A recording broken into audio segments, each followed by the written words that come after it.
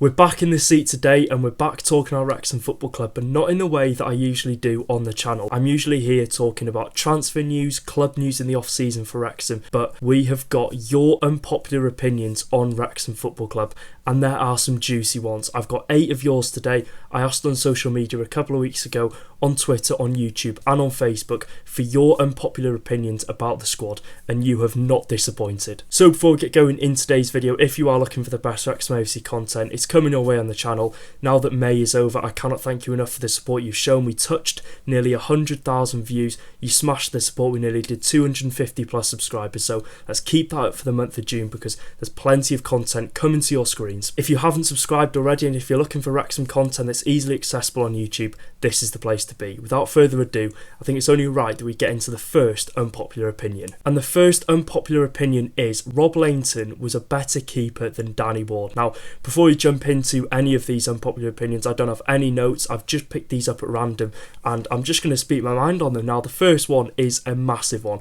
Lainton better than Danny Ward. I don't really agree with this. Obviously, it's your unpopular opinions, but I just think the calibre that Danny Ward has been, yes, you know, he hasn't had the best of careers in recent years, obviously playing at Leicester City, and for Wales I think he's been an ever-present in goal, and we've seen some really good performances from Danny Ward. But if you are comparing their times at Wrexham, yes, Lainton was a very good goalkeeper, but the ceiling for Rob Lainton was National League. He didn't play any higher than that, and of course you are going to look good. I think Lainton was a League 2 quality goalkeeper when we did have him in the National League, but if you are comparing the two, would Rob Lainton have done as good of a job as Danny Ward did in the Championship? I'm not too sure. You've also got to factor in the ages as well. Lainton was relatively old when he did come to Wrexham. Obviously in 2018-19 he was touching 30, and as time went on he just got older, and yes, he was a great shot stopper. I would say in that sense that there is a bit of closeness between the two in terms of shot stopping, but I think overall as a goalkeeper, for experience and for what Danny Ward did produce at the end of the season for Wrexham, I think he had some solid performances.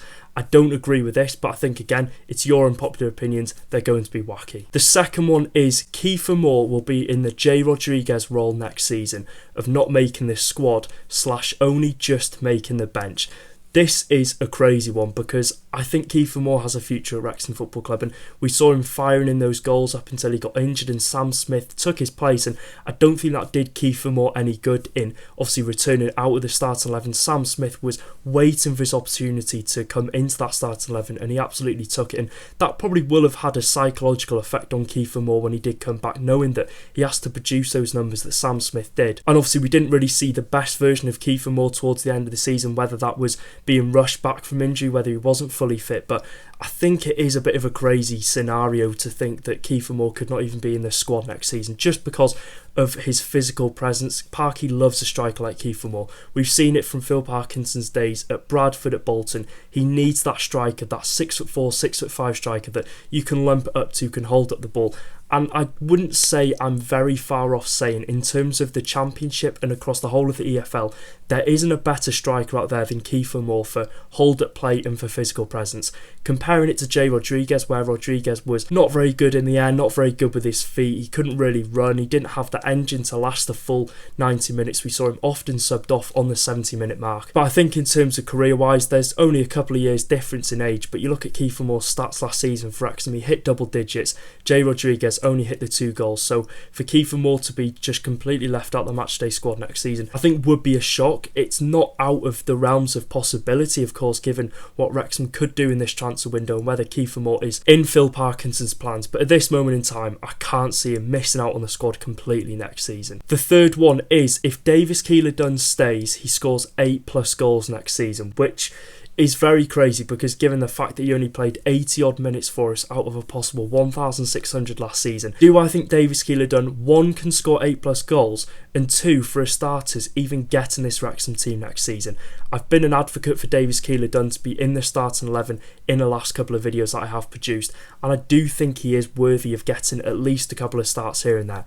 Whether he'll get 8+ goals, we really don't know. It's a different kettle of fish. Of course, he's used to being that main player at Barnsley that is creating is scoring. But at Wrexham, that weight is slightly taken off of his shoulders with him being in that more creative role. I do think if we do see a string of performances for Davies Keillor-Dunn in this Wrexham team, he won't be scoring all the goals in the world. We'll see more assists to his name than goals. I don't think he'll be the player that's going to rip the net every single game. I do think he'll be creating chances, threading those balls out to the channels, creating a chance in the final third, slipping it between the lines. Do I think Davies Keillor-Dunn could score 8+ goals in the Championship?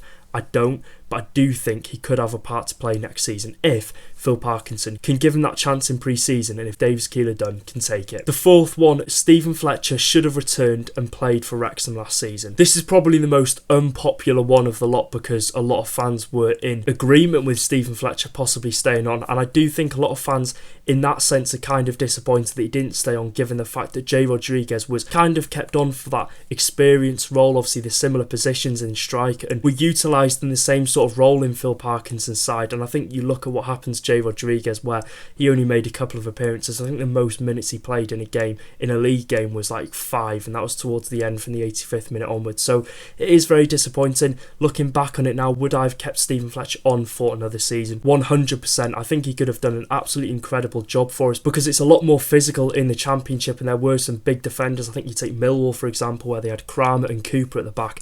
I think adding a player like Fletcher, who was really intelligent in terms of the ball coming in the air, his first touch, his link-up play in that final third, and just getting in the box, I do think we should have kept him on. It's too late now, you can't go back and change it because Fletcher's enjoying himself, enjoying his retirement. But if we are going back to last summer, 12 months ago, I think that conversation should have been had with Phil Parkinson and Stephen Fletcher with agreeing a 1-year contract. The next one is, I think we need to move away from wing-backs, and for that to happen, we'll probably need a new manager, which...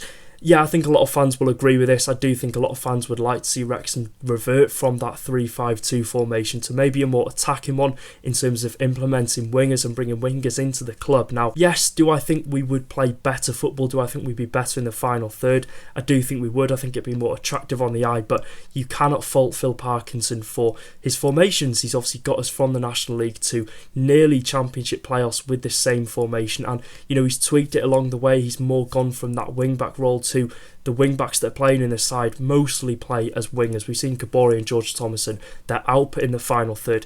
It does kind of feel like we do play with wingers as it is. Do I think Phil Parkinson has it in his repertoire to tweak it in pre-season and go for a completely different formation? No. Do I think we need to?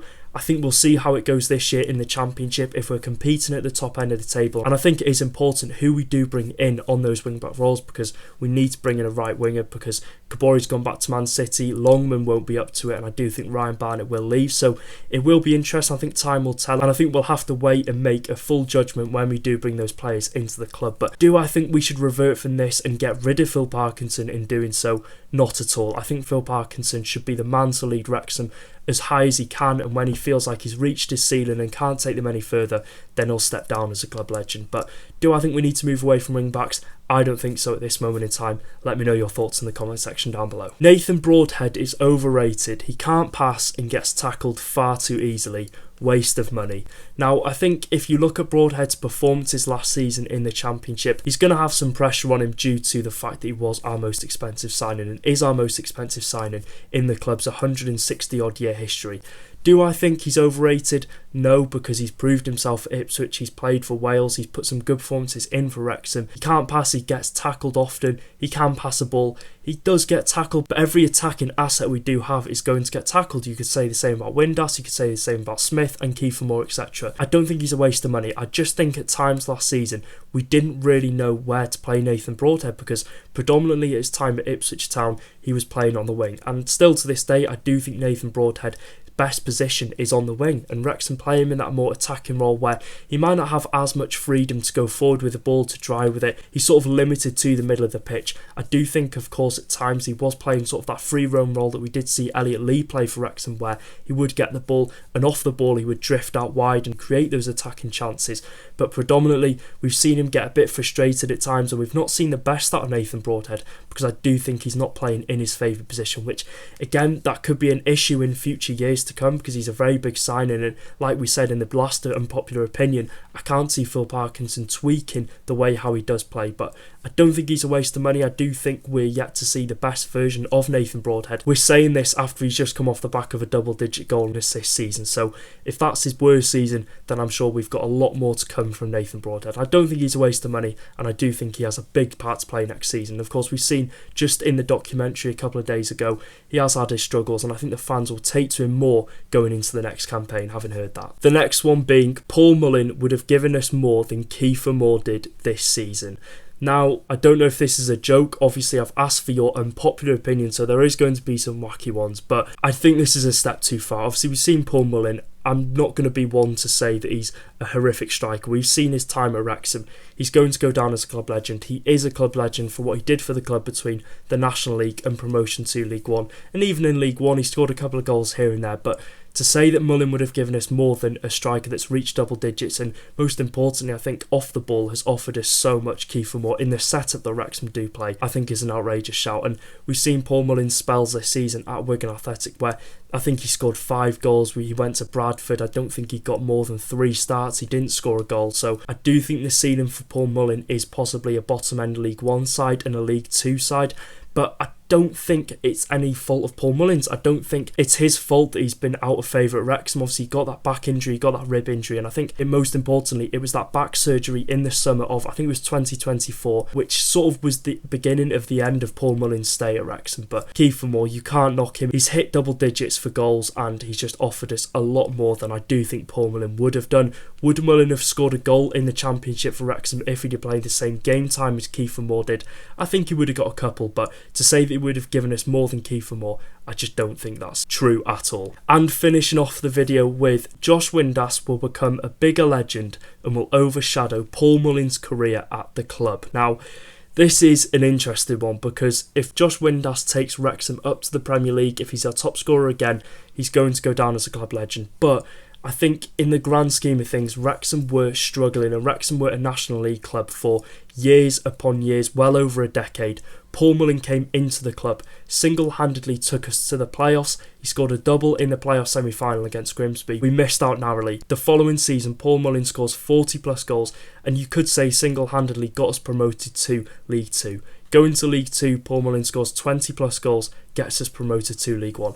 I think in our lifetime, and I think for me supporting Wrexham post-takeover, in terms of what Mullin did for the club, the goals he scored, the way in which he did it, and the way in which he just resurrected Wrexham as a football club, I don't think anyone will be able to top that. I think a player could win us the Premier League and win us the Champions League, and people would still see Paul Mullin as one of the biggest club legends. He's reached 100 plus goals. Josh Windass, he's had one good season at the club, but for that to overshadow Paul Mullin's career at Wrexham, and if Josh Windass does do a lot in the last 2 years that he does have on his Wrexham contract, then there might be a slight question, but in the grand scheme of things, what Mullin has done for Wrexham, he is a bigger club legend. So that is it for today's video. There were some interesting ones. If you would like to see a part 2 of this, let me know in the comment section down below, and I will do a part 2 if this video does reach 500 likes. So let me know yours in the comment section down below. Let me know if you agree with me. Let me know if you agree with anyone that put their unpopular choices into the comment section of the posts I did put on social media. And until the next one, take care guys. Up the Championship Reds.